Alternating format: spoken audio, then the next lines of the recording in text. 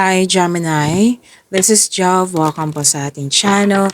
By the way, Gemini, this is your Timeless Gabay Tarot Reading. Gamitin ang reading na ito bilang gabay lamang. Tandaan, Gemini, ito po ay Jana Reading.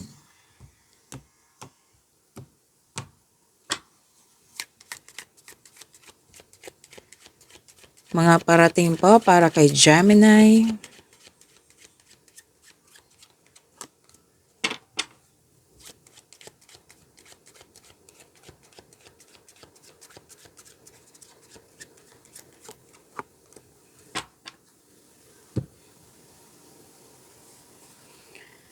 Gemini, may reunion, togetherness, bonding. Pwede din pong meeting po ito.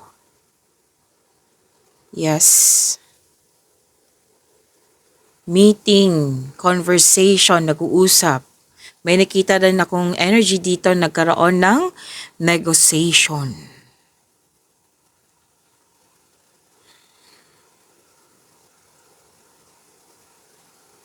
Someone or something returns from the past. May babalik sa inyo. Dating malapit sa iyo na nagkaroon kayo ng loss of connection. Reunion of people. This is social situation.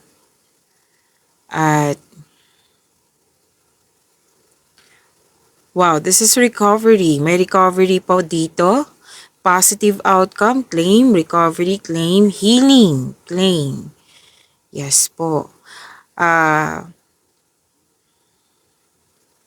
May tao dito na handa kang tulungan. Pwede din po ikaw to kasi may energy dito na handa mo siyang tulungan.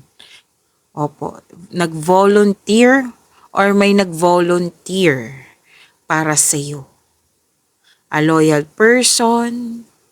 May nakita ko ditong pwedeng may bago kang kasamahan or bagong kaibigan na magaan ang loob mo sa kanya. At you receive unconditional love. May naging honest sa'yo, may naging loyal sa'yo.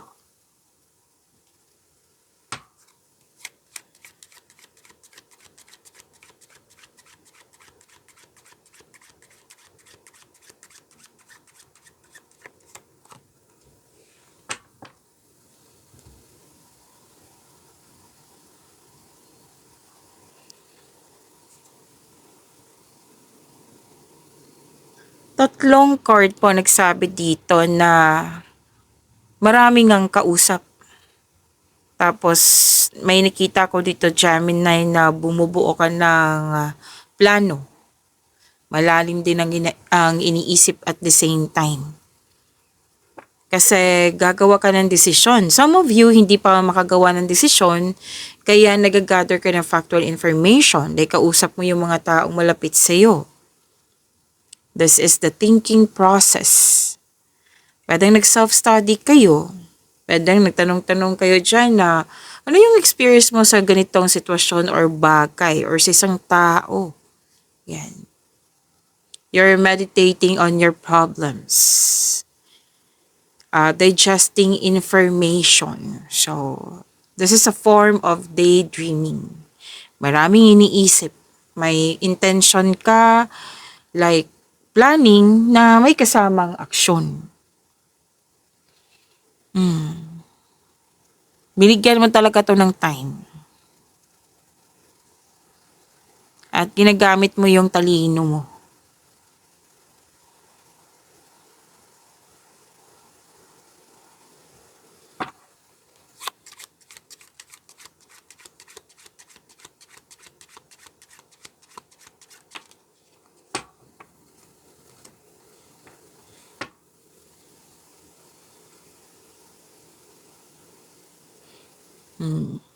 Marami kang kausap talaga.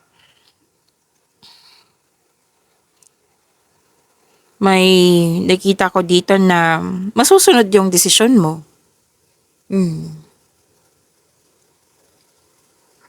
Kasi some of you, authority person. Masusunod talaga yung desisyon, ideas, or plano.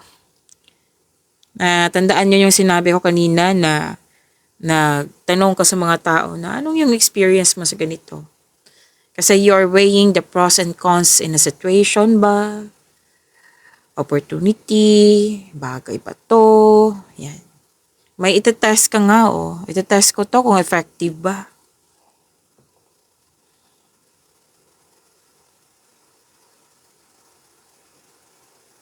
Like, seeking acceptance to move forward. Okay ba to? Okay ba tong desisyon ko, plano ko? Kasi ito yung gagawin ko. Para maka-move forward na ako, mabibigyan ko na to ng aksyon. Siyempre, ginagamit mo yung talino mo. Hindi ka umaasa sa ibang tao. Like, at the end of the day, nakikita ko dito na gagamitin mo talaga yung talino mo, experiences mo, na at the end of the day, ikaw ang masusunod.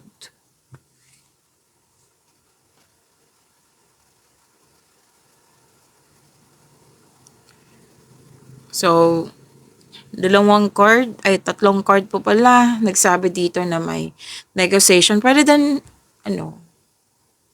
sabi ko nga, nag-interview ko sa mga tao dyan. Pwede din literal na job interview to or kung ano man tong interview na ito. Pwede kausap mo yung family mo or a group of people. Yes, tatlong card kasi na-confirm dito na may mga tao kang mga kausap. Pwede kasamahan mo sa bahay.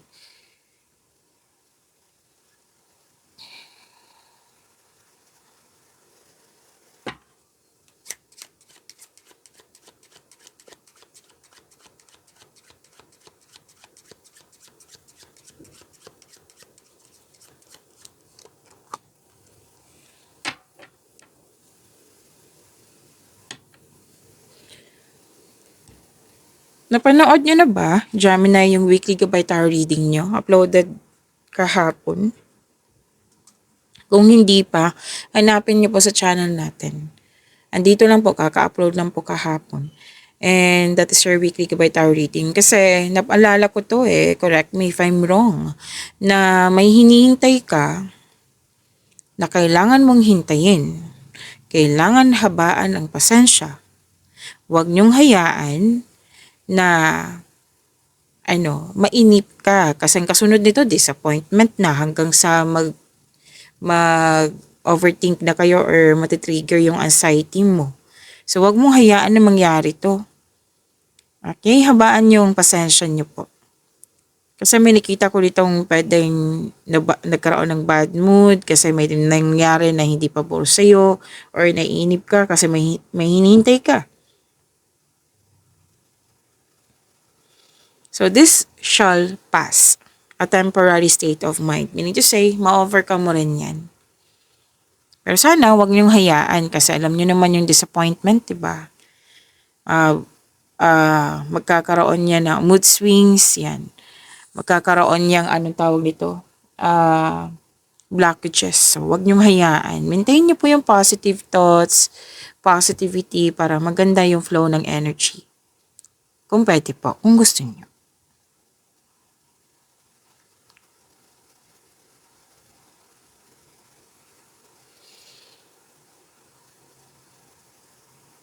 So, yun po ha. Habaan ng pasensya.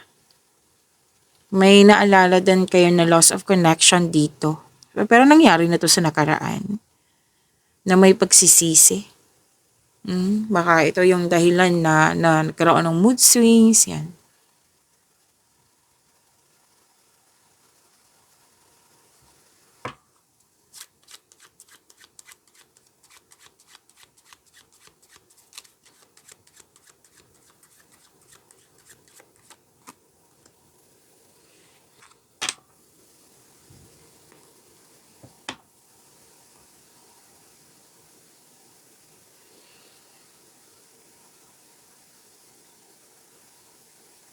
May na-hire dito as a crew. Or yung trabaho mo parang nagsiserve ka sa mga tao.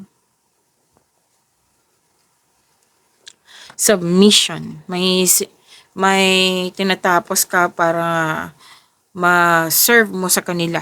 Yan. And may energy dito na pwedeng ikaw, pwedeng sila na receiving help or offering help to others. Pwede din ikaw yung nakatanggap ha, kasi may energy dito nakatanggap.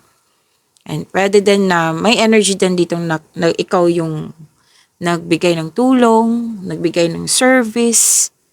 Yan.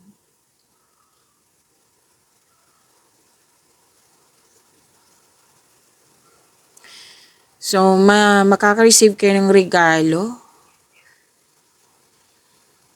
Okay. Andito po yung dahilan na bad trip. Isa sa dahilan na bad trip ka kasi may nangyari na hindi pabor sa'yo. At the end of the day, magkakaroon ng pabor sa'yo. Like, magiging stable po. Magiging maayos po. So, claim this. Magkakaroon po ng development, magkakaroon po ng progress, improvement, something worthy. Like yung naghihintay ka, di ba? Sabi ko kanina naghihintay. Worth it yan. Yung paghihintay mo kasi that is divine timing. Kasi yung delay, hindi naman ibig sabihin na pahirapan ka. Delay is pwedeng redirection. Oo, na magkakaroon siya ng divine timing. Na kailangan pwede din po na kailangan na may ma-realize ka muna bago dumating yun. Para magamit mo sa tama. Yan. May mga dahilan yan.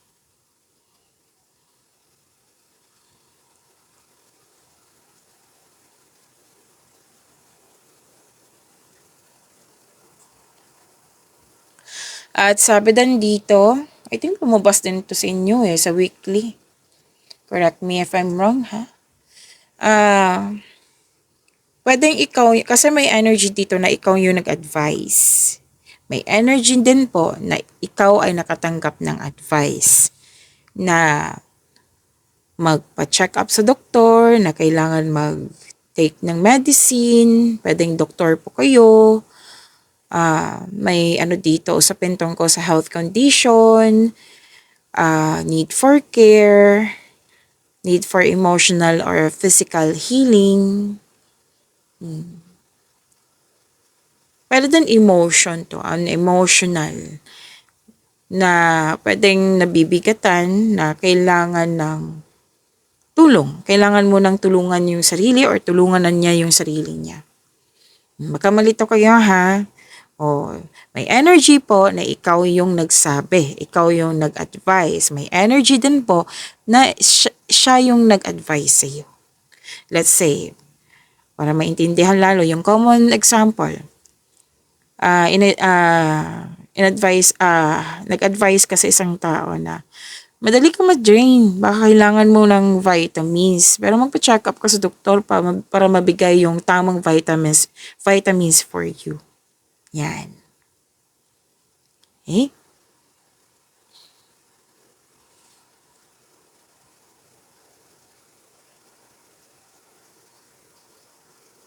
So, claim this, 2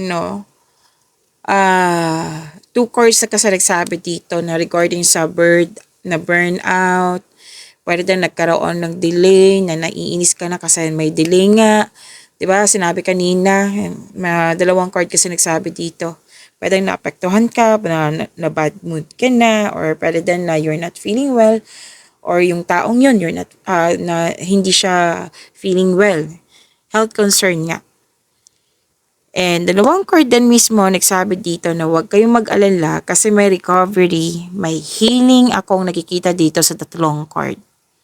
Yan yung i-claim nyo. Healing, recovery. May nakita kong delay dito pwedeng sa gawain po. Na pwedeng naiinis ka kasi nagkaroon ng delay.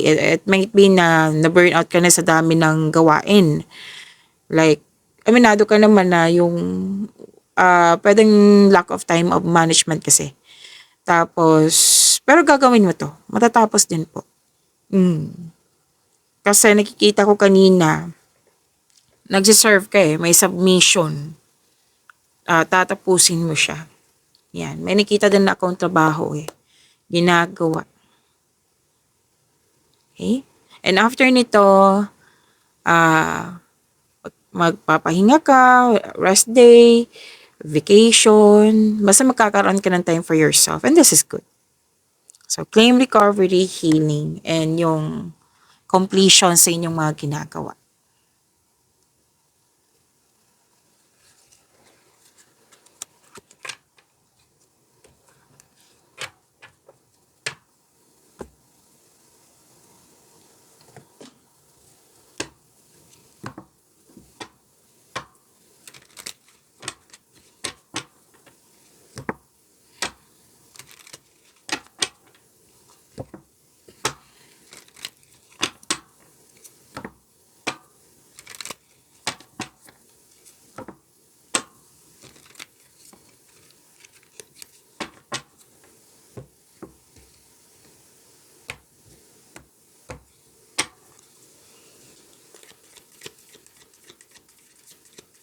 Energy para kay Gemini.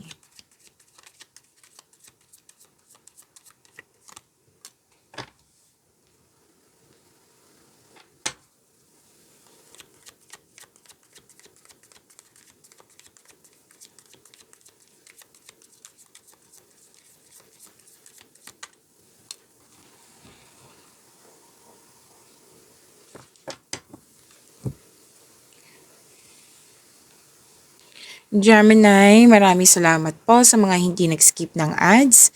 Subscribe na po kayo sa ating channel at click bell notification para updated po kayo sa reading natin. Para po sa mga gusto magpa-reading po, comment po kayo ng personal reading and check my reply sa comment section.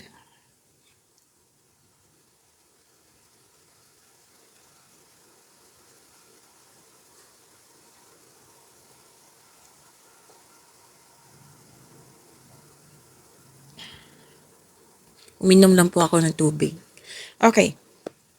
Wow, ang ganda naman ng dalawang cards dito. Energy niya po pala. Granted yung manifestation mo, may solid beginnings. Makakatanggap po kayo ng mabuting balita, lalo na sa application po. Like for example, scholarship application, job application, loan application, visa application, kung ano man itong application na ito. Yes, mabuting balita ukol sa bagay na papasukan. Ma-approve po, matanggap po kayo. Pero din po, some of you, kakasimula lang sa trabaho or sa negosyo, sa proyekto, kakasimula sa relasyon. Pero lalo na sa kasi itong dalawang card kasi, most likely yung energy nyo sa career and money. Nakafocus sa career and money. So, patuloy mo lang ang pagsisikap. Tutukan mo ito kasi magkakaroon ng self and financial growth. At maging bukas din po kayo sa mga advice ng nakakatanda sa iyo or may well-experienced na sa buhay.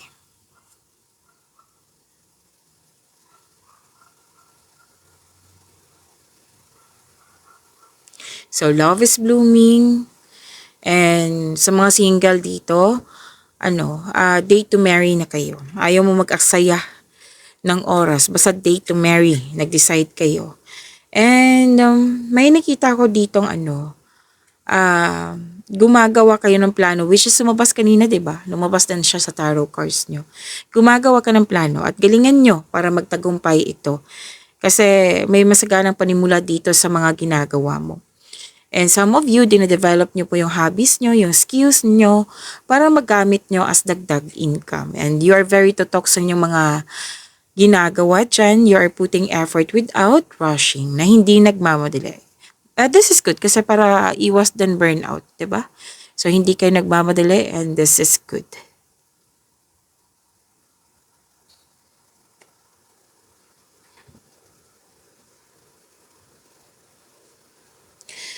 Okay, you have abundant in life, na may natanggap kayo malaking blessings at nakikita ko dito, naging generous kayo. Yes, praktikal, mahusay sa buhay, maparaan, mapasuporta. And sa mga may connection dito, relasyon, magtiwala at magbuo ka ng lasting partnership. May nanganak, may buntes, may mabubuntes. Some of you may mag-start na ng family, magbuo ng family. And suporta sa inyong boss, mentor, life coach, makakatulong talaga sila. Dalawang card na mismo nagsabi dito na makakatulong sila sa buhay mo. Lalo na sa iyong, it will help move your career forward. Yan.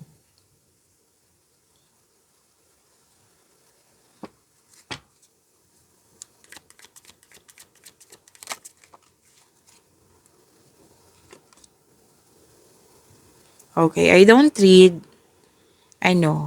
reverse card. Tandaan nyo yan para sa mga bago dito.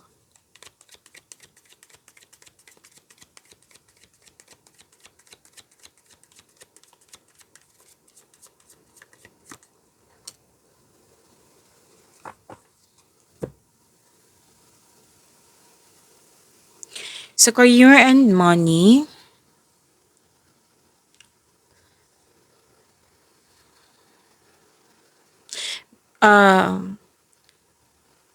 andito. Yung delay na sinabi kanina, na kailangan habaan ng pasensya. Dalawang card kasi mismo na dito nagsabi na kailangan habaan ng pasensya. Okay? Mukhang may hinihintay ka dito na kailangan lang po na magkaroon ng mahabang pasensya na huwag magsabi ng hindi maganda ha para dumating to. Okay? And kasi kung question nyo bakit ko sinabi yan. Kasi kung magsasalita ka lang hindi maganda, 'di ba? Minsan may masabi tayong hindi maganda pag naiinip. So iwasan niyo yan sana. Okay, mag-isip ng hindi maganda, magsabi ng hindi maganda para dumating to. Eh, sinabi naman ng card dito na this is a process na kailangan talaga maghintay. Na kailangan expect mo na kailangan mo maghintay, habaan ang pasensya. And huwag magdesisyon agad na mag-invest or maggasta sa isang bagay, kailangan pag-isipan ng mabuti. Balansehin.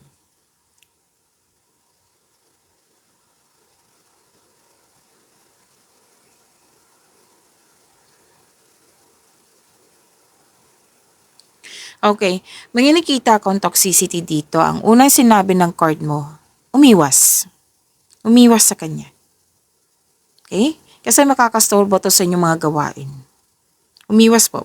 Kung hindi kailangan umalis, put limitation, umiwas talaga. Kasi hindi nakakatulong sa yung trabaho eh. Like, hindi matatapos yung trabaho mo kasi na-distract ka, di ba? So, makinig kayo sa inyong intuition kasi it will guide you away from toxicity.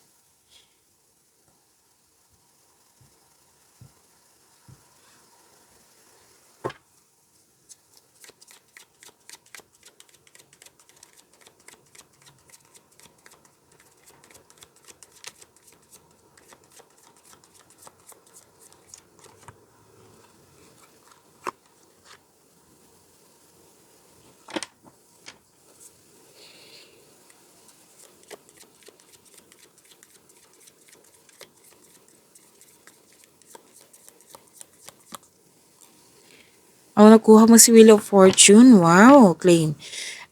Gemini, may dagdag ako sa career and money nyo. Hindi lang to sa isang tao na may, di ba, conflict or posible magkakaroon ng argument. Pwede din po itong conflict sa isang sitwasyon. Like yung sinabi ko kanina na mukhang may pending kayo na kailangan tapusin kasi may naghihintay. Pwedeng nag-promise ka, pwedeng deadline to. Pwedeng umaasa talaga yung tao na may isumite ka sa kanya. Like ibigay mo yung serbisyo. Kung ano man tong ibibigay mo, natatapusin mo.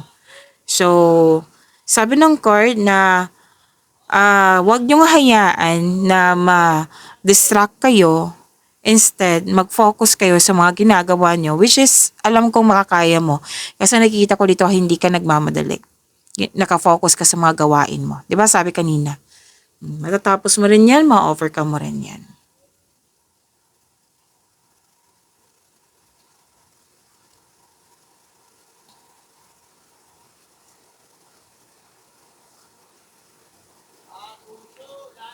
Okay. May ingay lang po ha, may dumaan, tendero. Sa love life, self-love, partnership, and romance, by the way, paalala lang po, huwag niyong kalimutan na mag-subscribe sa channel natin at i-click yung bell notification para updated po kayo sa reading natin. At huwag niyong kalimutan na manood sa inyong weekly Gabay Tarot reading, kaka-upload lang po kahapon. So, panoorin niyo po. Kung hindi niyo mahanap, andito lang po sa channel natin. Scroll down niyo lang po. Okay, Gemini?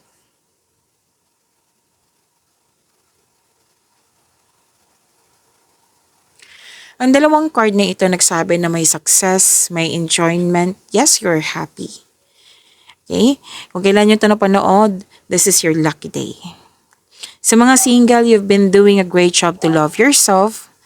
May potential din na mamimit mo yung posibleng romantic partner mo. So, do something special for yourself. Treat mo rin yung sarili mo ha, dahil deserve mo ito. Okay?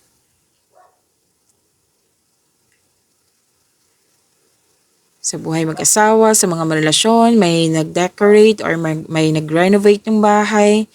Okay, andito yung bakasyon. Basta nag-focus po kayo sa inner peace nyo. Yan ay very good. Okay?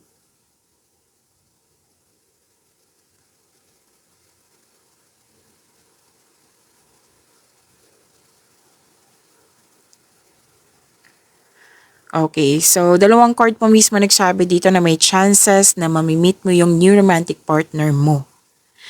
At sa mga relasyon na may problema or hindi nagkaroon ng pagkakaunawaan, nakikita ko dito na may dumating na blessing sa inyo at ang siyang dahilan na magkakaayos kayo. May magandang new experiences after a time of sadness. So, magkakaayos po kayo. You are moving from a painful cycle to happiness po. So, embrace this new situation. So, malaking blessings din to ha. Lumabas din siya sa energy nyo. Claim po. Pag-imanin niyo po yung blessings sa binigay sa inyo. See you tomorrow, Gemini. Maraming salamat po.